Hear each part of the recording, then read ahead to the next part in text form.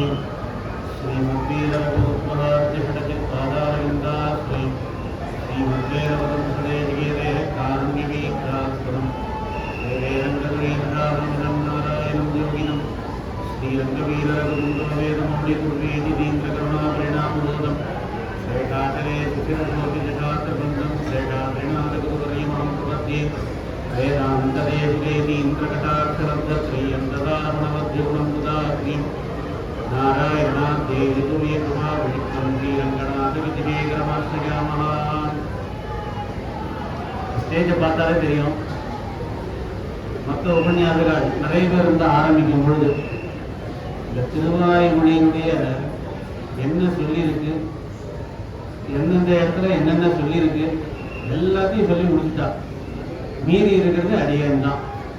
அதனால நான் என்ன சொல்ல போறேன்றது, அதனால அவதாரிகையா பார்த்துட்டு வந்த விஷயங்கள் எல்லாத்தையும் ஒவ்வொருத்தரும் ஒவ்வொரு சுவாமி எல்லாத்தையுமே அந்த விஷயங்கள்லாம் சொல்லிட்டா.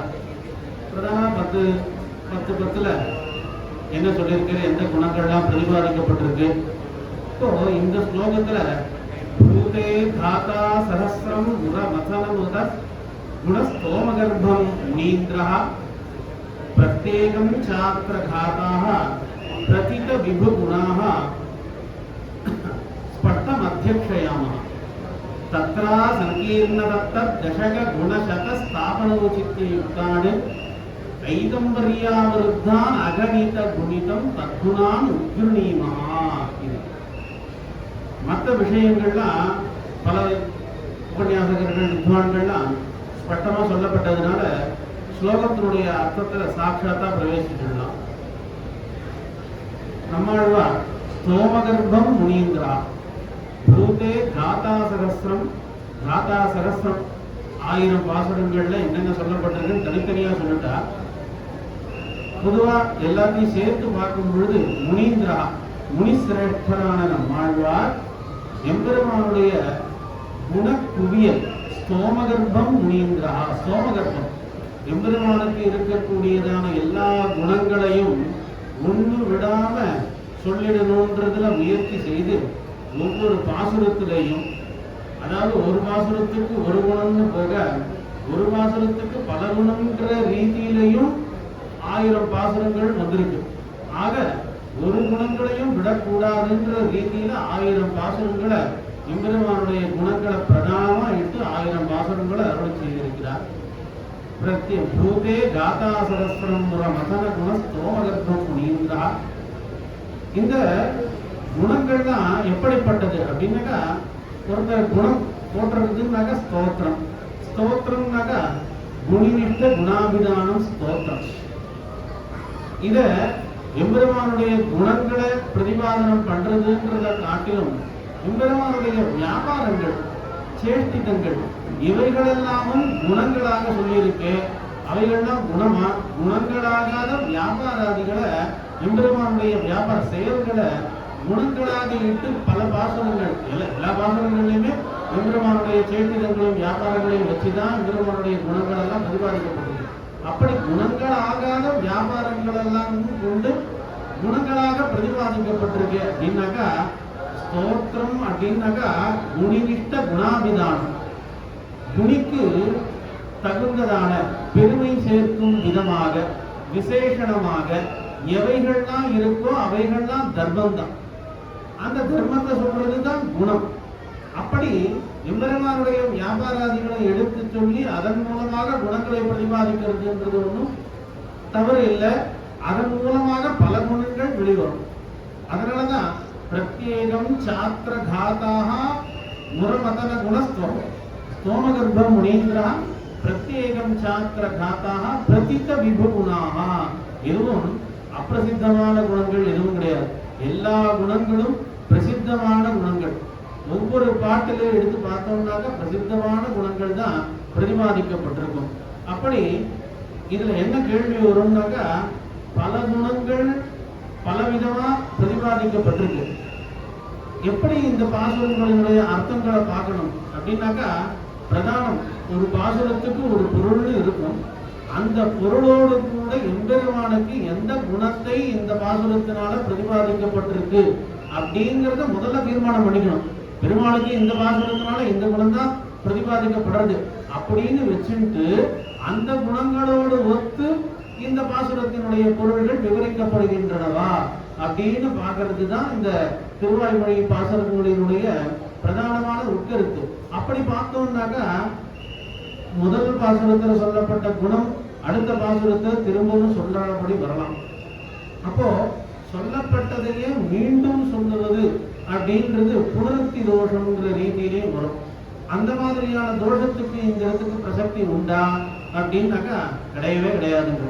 என்னன்னாக்கா பல குணங்கள் பலவிதமாக பிரதிபாதிக்கப்பட்டிருந்தாலும் ஒரு குணமானது சொல்லப்பட்டிருந்தாலும் மீண்டும் சொல்லுவதாக இருந்தாலும் அவைகளினுடைய பாசுரத்தினுடைய அர்த்தங்களினுடைய போக்கு எப்படி இருக்குன்றத பார்த்துதான் முன்னாடி சொல்லப்பட்ட குணமா இல்ல சொல்லப்படாத குணமா, தெரிஞ்சின்ற குணமா இல்ல தெரிஞ்சிக்காத குணமா, இவர் இந்த குணத்தை புதுசா சொல்றாரா அப்படிங்கிறதெல்லாம் பலவிதமான ஆராய்ச்சி செய்து அதுக்கப்புறம் தான் இந்த குணம் சொல்லப்பட்டிருக்குன்றத நம்ம இது பண்ணிக்கணும்.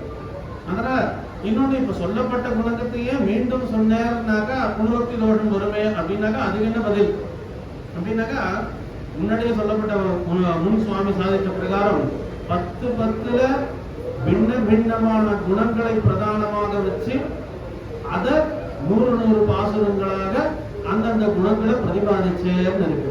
அப்போ ஒரு குணம் இன்னொரு குணத்தை சார்ந்து சொல்லும் பொழுது சொல்ல நேரிட்டாக அதை திரும்ப சொல்றதுங்கிறது கிடையவே கிடையாது. என்னக்கா பலத்துவம் முதலிய குணங்களை சார்ந்து ஒரு குணம் பிரதிபாதிக்கப்பட்டிருந்ததுன்னாக்கா சௌலபிய சௌசீல்யாதி குணங்களை சார்ந்து அதே குணம் திரும்ப படிக்கப்பட்டிருந்தாக்கா சொல்லப்பட்ட குணமே தான் இங்க படிக்கப்பட்டிருக்கின்ற அர்த்தம் கிடையாது.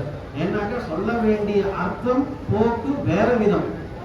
அதுக்காக இந்த குணங்களை உபயோகப்படுத்துறதே தவிர்த்து சொன்னதையே திரும்ப சொல்றதுன்றது கிடையாது.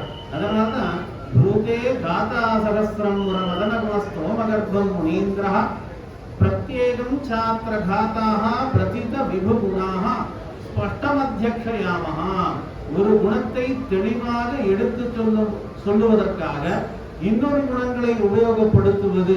அப்போ இன்னொரு குணத்தை ஸ்பஷ்டமா எடுத்து சொல்றதுக்கோசரம் தான் இன்னொரு குணத்தை உபயோகப்படுத்துறது. ஸ்பஷ்டம் அத்தியக்ஷயாமஹ.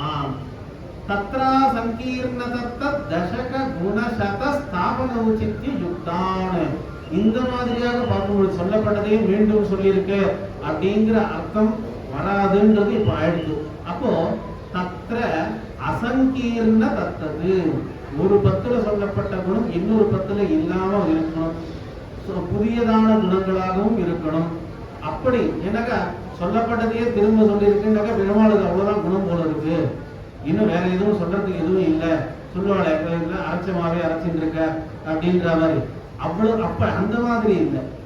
எம்பெருமானுடைய குணங்களை திரும்ப சொல்றதுக்குன்ற நோக்கு வேற வேற இருக்கிறதுனால தத்ர அசங்கீர்ண தத்தது, முன் சொன்னதுக்கும் இப்ப சொன்னதுக்கும் சம்பந்தமோ சேர்க்கையோ ஒன்றாக சொல்லப்பட்டதாகவோ இல்லாமல் தத்ர அசங்கீர்ண தத்தது தசக குணசதா, சதகத்தில் பிரதிபாதிக்கக்கூடிய குணம் பதிகத்துல வராது. பதிகத்துல பிரதிபாதிக்கக்கூடிய குணம் ஒவ்வொரு பாசுரத்தை தனியாக பொருள் கூறும் பொழுது வராது. ஆக ஒன்றை மற்றொன்று பாதிக்காத வகையில், இன்னும் கேட்டாக்க ஒரு குணத்தை பிரதிபாதிக்கும் பொழுது இன்னொரு குணம் வந்ததுன்னாக்கா அந்த குணம் இந்த குணத்தை உத்கிருஷ்டமாக ஆக்கி கொடுக்குமே தவிர்த்து இதை போக்கியதையான வஸ்துக்கு குறைவு ஏற்படுமோன்ற அச்சம் வேண்டாம் அப்படிங்கிற விஷயத்தையும் தத்ரா சங்கீர்ண தத்தது தசக குணசதா, 10 பதிகம் பாசுரம் இந்த ரீதியில எல்லா குணங்களையும் பிரதிபாதிச்சிருக்க. தத்ரா சங்கீர்ண தத்தது தசக குணசத ஸ்தாபனோச்சித்ய யுக்தானு ஐதம்பர்யாவதுதான் அகணித குணிதம். இங்க இதான் பார்க்கணும். அகணித குணிதம் சொல்லப்பட்ட குணத்தையே மீண்டும் சொல்லும் பட்சத்தில் அகணிதம். குணிதம் அப்படின்னாக்கா சொல்லுவதையே மீண்டும் சொல்லுவது, சொல்லப்பட்ட குணத்தையே மீண்டும் சொல்லப்படாது, அது அகணிதம், கவனிக்கத்தக்கதன்று. இந்த பாசுரத்தினுடைய பிரதானமான குணம் என்ன அப்படின்னு தீர்மானம் பண்ணிட்டு அந்த குணத்தோடு ஒத்து போறதான்ற விஷயத்தை தான் பார்க்கணுமே தவிர்த்து முன் சொல்லிய குணம் இங்கு சொல்லப்பட்டிருக்கு அப்படிங்கிற விஷயத்தெல்லாம் கவனிக்கத்தக்கதன்று. அகணித குணிதம் ஐதம்பர்யாவருத்தான் அகணித குணிதான் தத்குணான் உக்ரணீமஹா. அப்படிப்பட்ட குணங்கள் தான் இப்படி அந்த 1000 பாசுரங்கள்னால ஒவ்வொரு பாசுரத்தினாலேயும் அந்தந்த குணங்கள் ஸ்பஷ்டமாக ஆழ்வார் எல்லா பாசுரங்களையும் பிரதிபாதிச்சிருக்கு அப்படிங்கிற விஷயத்தை அடியன் தெரிவிச்சுட்டு இந்த இவ்வளவு பெரிய உற்சவத்துல அடியனுக்கும் வாசகாயம் பண்ணி அடியனும் சுத்தி அடைய செய்யக்கூடியதான அந்த அவகாசத்தை தந்த எல்லோருக்கும் அடியனுடைய கிருதஜ்ஞதையை தெரிவிச்சுட்டு அடியன் விரமிச்சுக்கிறேன். கவிதார்த்திக சிம்ஹாய கவிஞான ஸ்ரீமதே வெங்கடேஷாய வேதாந்த குரவே நமஹ.